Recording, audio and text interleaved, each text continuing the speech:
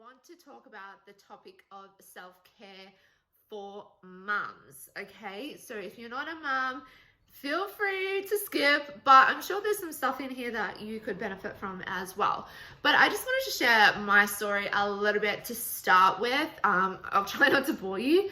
But when I first got into the world of like self-development and manifesting and spirituality and all those good juicy things, I fell really hard and really fast, and I absolutely loved it. But I soon found myself getting pissed off with lots of gurus and mentors and stuff that I had, because a lot of the stuff that they were preaching to me just was not practical in a busy lifestyle for a mum. So at the time, I had 4 kids at home. Hubby was working ridiculous hours. I was working as well and trying to raise 4 children pretty much by myself Monday to Friday, right? And everyone was like, oh, you should be doing the 5 a.m. club and getting up at 5 o'clock in the morning, or you should be meditating for this amount of time, or you should be doing journaling and all this sort of stuff. And I love meditation and I love journaling. But for me, it just started to feel like it was just extra things that I had to do. And if I wasn't doing it, again, I was failing. And I think that a lot of mums already feel this pressure that we have so much to do, and so it feels like so little time to do it.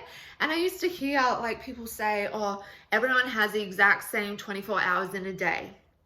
Like, do you think Beyonce is saying that she doesn't have time to do things? No, but Beyonce also has a shitload of staff to help her, okay? So there's lots of mums out there that are solo mums, mums with the partners that aren't around, or mums that, you know, are working or studying and all that sort of stuff, and maybe they don't have a large network of support. And it can feel really consuming. And when you're trying to better yourself and people are still saying, well, you're not doing enough, like, it's so annoying. It's so frustrating. Okay, so my whole philosophy for mums when it comes to this sort of stuff is to layer it into your day. Because I don't want to get up at 5 o'clock in the morning when I've had a really shit night with my kids. I don't have 2 hours a day to meditate. I love spending the weekends with my family, and I don't want to go on retreats all the time. Not that, you know, that's not even practical for a lot of people. Like, it's expensive as hell to do that sort of stuff. You know, and when you're journaling or whatever, like trying to find the time where your kids aren't interrupting you. Like, literally, mums cannot even go and do a number 2 half the time without a child coming in. And they say it gets easier as they get older, but my 10-year-old will still, it's like she just knows that I've gone to the toilet, and as soon as I'm in there, she is like, Mom, where's my sock? Or whatever, okay? And as I said, it just gets so much sometimes. So the trick for me, and that I teach other moms, is to layer it in. If you do not get it done, that's okay, right?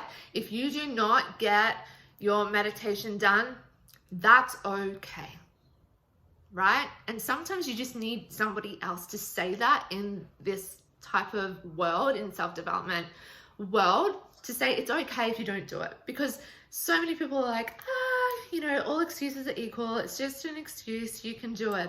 And yes, okay, sometimes we are just looking for an excuse, but a lot of the time when we feel so burdened and overwhelmed, it's just too much. So what I like to teach my mums with meditation, because I love meditation, sometimes do the opposite, okay? Sometimes when you're learning to meditate or your head is just too busy, go and scream. Go and throw a tantrum. Go and stomp your feet. Go and put music on. You know, your kids can dance with you, and just let it out, okay? Because everyone's like, go within. Sometimes you need to go outwards, if that makes any sense, okay? So if meditation is not for you, go and do something like that. Or I love to meditate in the shower. So often I will wait till the kids are in bed and I will pop on a candle and I will listen to either like a guided meditation or like nature sounds. I'm really into India Ari at the moment, so I play a lot of her like gratitude playlist on Spotify. And I just immerse myself in the shower and I just imagine like all of the day's stresses washing away. So I already have to have a shower and then I'm like layering in the meditation as well, right? Other things is change your perception on stuff. Like I know there's shitloads of cleaning to do when you're a parent, yeah? And sometimes we're like, oh, it's just an added chore. But if you can change your perception and go, I'm cleaning this to allow like, you know, new energy into the house and I feel so much better when the house is clean, then that's a form of self-care as well. I love to journal. I think words have power. So I will often, as I'm having my coffee, I will journal then, right? And you all know that I love tapping. I absolutely love tapping. A lot of my videos on YouTube are about tapping. Why not get your kids to do it with you? You don't have to make it crazy and, you know, difficult or too in-depth. You can just do it like a little tapping session with your kids. Getting your kids involved in self-care is going to make a huge difference, okay? And it's important to teach them as well. So I hope this video has helped. I hope that you understand that it doesn't have to be so like meditation, yoga, this, that. And if you're not doing it, you're failing, because that's absolute utter bullshit. Find 5-minute slots in your day and, you know, bunch things together if you can, like the meditation and shower, or just find the little 5 minutes here and there to do something that makes you feel good on a physical, mental, emotional, or spiritual level. So that's my little TED Talk for today. Make sure you hit subscribe. If you've got anything to comment below. I love you all and I hope this helps. Bye guys.